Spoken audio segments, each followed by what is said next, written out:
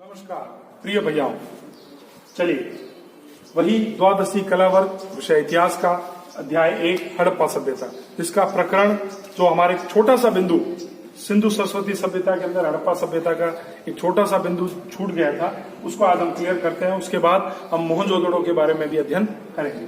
प्रकरण है सिंधु घाटी सभ्यता के शिल्प उत्पादक के बारे में। जैसा कि मैंने कल के वीडियो में आपको छोटा सा बताया था कि वहां के लोग किस प्रकार से हस्तकला द्वारा, हाथों द्वारा वस्तुओं का निर्माण किया करते थे, उसके बारे में अगर हम बात करें तो हम कह सकते हैं कि सिंधु सरस्वती सभ्यता में शिल्प उत्पादन का केंद्र मुख्य रूप से कच्चे माल के स्रोत तक ही सीमित था। यानी कच्चा माल जैसा मिलता था वैसा वो निर्माण करते थे। फिर हम कहें तो उत्पादन के बड़े केंद्र के रूप में मोहनजोदड़ो और हड़प्पा दो स्थान हुआ करते थे, जहां पर इस प्रकार के जो है शिल्प उत्पादन के अवशेष यानी साक्ष्य प्राप्त हुए। उसके बाद चूहेदड़ो, नागेश्वर, बालाकोट, लोथल, धोलावीरा आदि बहुत से ऐसे स्थान हैं जहां पर इत्यादि में छेद करने वाले यंत्र, यानी जो छेद किया जा सके, ऐसे यंत्रों के अवशेष भी मिले, जिससे ये जानकारी मिलती है कि वो वहां पर भी शिल्प उत्पादन का कार्य किसी न किसी रूप में किया जाता था, जिससे ये सिद्ध होता है कि ये स्थान भी शिल्प उत्पादन के लिए क्या थे, संलग्न यानी जुड़े हुए थे। उसके बाद अगर हम बात करें तो उत्पादन कार्य में मुख्य रूप से बनाई जाने वाली जो वस्तुएं थी उसमें अपन कह सकते हैं मनके, हमने पढ़ा है माड़ा के रूप में उसका उपयोग किया जाता था। ठीक है, शंख की कटाई, धातु कर्म, मोहर निर्माण और बाट, ये सभी वस्तुएं जो है शिल्प उद्योग के अंदर, शिल्प क्षेत्र के अंदर इसका निर्माण किया जाता था, जिसमें और मनकों का निर्माण जो है वो बहुत प्रकार से अलग अलग क्षेत्रों में अलग अलग प्रकार से इसकी विविधताओं की जानकारी भी मिलती है कि मनके जो है अलग अलग प्रकार से अलग अलग विविधताओं के आधार पर भी मिले हैं। ठीक है, उसके बाद अगर हम बात करें तो कॉलियनियन, जैस्पर, सफाटिक और क्वार्टर्स और सेल खड़ी जैसे बहुत से पत्थरों का उपयोग करके भी इस प्रकार के मनकों का निर्माण किया जाता था।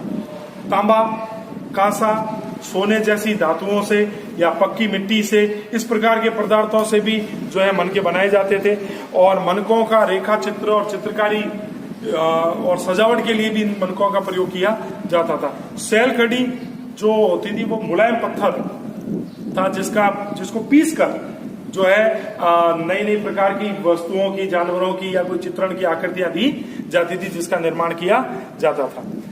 ठीक है, अब हम आगे पढ़ेंगे मोहनजोदड़ो की अगर हम बात करें तो सिंधु घाटी सभ्यता का एक प्रमुख नगर जिसका नाम है केस स्टडी। ठीक है, मोहनजोदड़ो एक नियोजित शहर था। नियोजित का मतलब जिसका निर्माण अच्छे से किया गया था। ठीक है, आज के शहरों की तरह मोहनजोदड़ो एक विकसित और अलंकृत था। वास्तुकला के लिहाज से ये नगर काफी महत्व रखता है।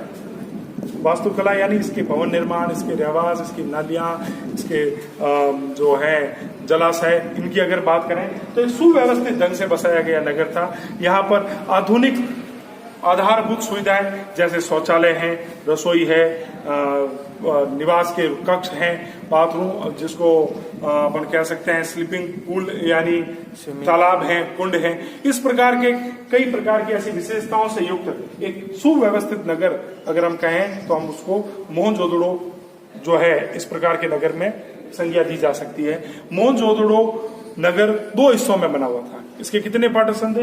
2 भाग, यानी इसको 2 भागों में बांटा गया था। 2 भागों में इसको क्या किया गया था? बांटा गया था। एक ऊंचा परंतु थोड़ा छोटा, वहीं दूसरा नीचा परंतु काफी बड़ा बसा नगर था। यानी हम सामान्यतः जान सकते हैं कि ऊपर की तरफ जो है और नीचे की तरफ जो नगर था उसमें क्या अंतर होगा।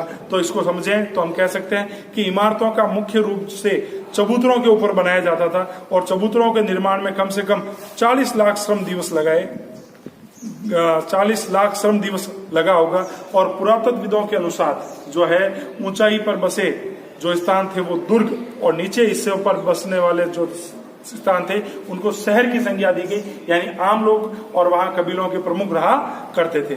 और दुर्ग के चारों तरफ पूरा दीवारों का एक परकोटा हुआ करता था, जिससे पूरा शहर क्या हो सके, बंद हो सके और सुरक्षित रह सके। अगर हम उसके गृह स्थापत्य कला की बात करें, यानी हम उसके गृह स्थापत्य कला ग्रह स्थापत्य कला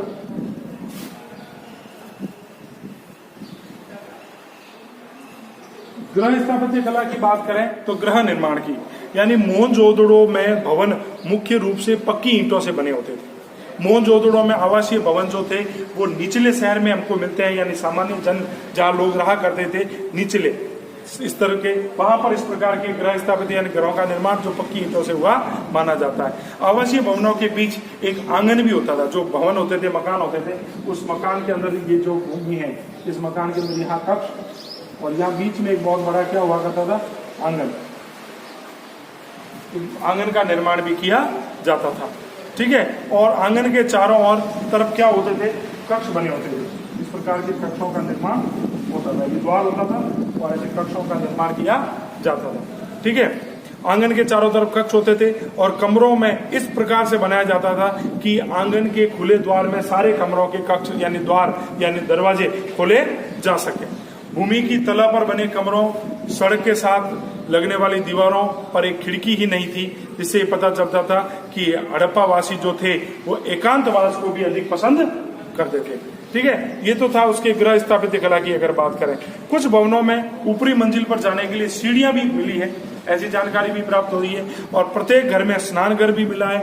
आंगन में भोजन बनाने के लिए, भोजन की कटाई के लिए, जैसे कई काम करने के लिए इस प्रकार के स्थान भी बने हुए मिले हैं। जल स्रोतों की अगर बात करें तो जल स्रोतों के अगर हम कहें तो घर के अंदर ही छोटे छोटे कुओं का निर्माण यानी कुएं भी मिले हैं। और पुरातत्वविदों ने इनकी संख्या लगभग अगर हम कहें तो 700 बताई है, यानी इस प्रकार के घरों के अंदर कुओं का जो है, कुओं की संख्या कितनी बताई गई है, 700, जो कि इस और इशारा करती है कि ये नगर काफी क्या थे, विकसित थे। क्या थे, यानी बड़े विकसित शहरों नगरों के रूप में इस मोहनजोदड़ो नगर को बसाया गया है। फिर अगर हम बात करें वापस ऊपरी क्षेत्र की बात करें तो दुर्गों की बात करें तो दुर्ग निचले शहर से ऊपर की तरफ यानी चबूतरों पर बने होते थे और ये इमारतें बड़ी भी होती थी। इनका निर्माण उच्च स्तरीय रूप से भी किया जाता था, जिस पर माल गोदाम है, बड़े बड़े विशाल स्नान गृह हुआ करते थे। यहाँ तक कि कहा जाता है महाविद्यालय और एक स्तूप भी बना था। स्नान घर के चारों तरफ जो है जिप्सम की सहायता से जलवत किया जाता था, जिससे वो पानी भूमि के अंतर्गत सोखे नहीं, यानी इस प्रकार के जलाशय यानी छोटे छोटे कुंड भी बनाए जाते थे। और इसमें उत्तर से दक्षिण की ओर क्या होती थी, सीढ़ियां होती थी। स्नान घर की तरफ कमरे बने हुए थे, एक कुआं भी था। ये हम बात कर रहे हैं दुर्ग की विशेषताओं की, ठीक है। संभवतः इसका प्रयोग स्नान गृह में जल भरने के लिए हुआ करता था। स्नान करने वाले लोगों को जल बगल के नाले से होकर जो है नालियों में प्रवाहित होता था। उसके बाद हम बात करें तो राजत्व विधियों में ऐसा माना गया है कि ये स्थान किसी अनुष्ठान के लिए भी उपयोग में लाए जाते थे। बड़े बड़े जो चबूतरे वाले स्थान थे। दुर्ग एक टीले पर बनाया जाता था, मिला है, जहां पर जो है कह सकते हैं यहाँ पर कई मृतक शरीर भी पाए गए। यहाँ एक स्तूप भी बना हुआ है और दुर्ग की जांच पड़ताल से ही पता चलता है कि इसका निर्माण जो है आमतौर पर खास अनुष्ठानों के लिए भी किया जाता था। ये तो था दुर्ग के बारे में, मोहनजोदड़ो की गृह स्थापत्य कला के बारे में। आगे वाले पार्ट में हम पढ़ेंगे वहां के नालों, सड़कों और निर्माण के बारे में। अगर हम नालों, सड़कों और निर्माण की बात करें तो हम कह सकते हैं गृह स्थापत्य कला के बाद दूसरा बिंदु आता है नाले, सड़क, निर्माण।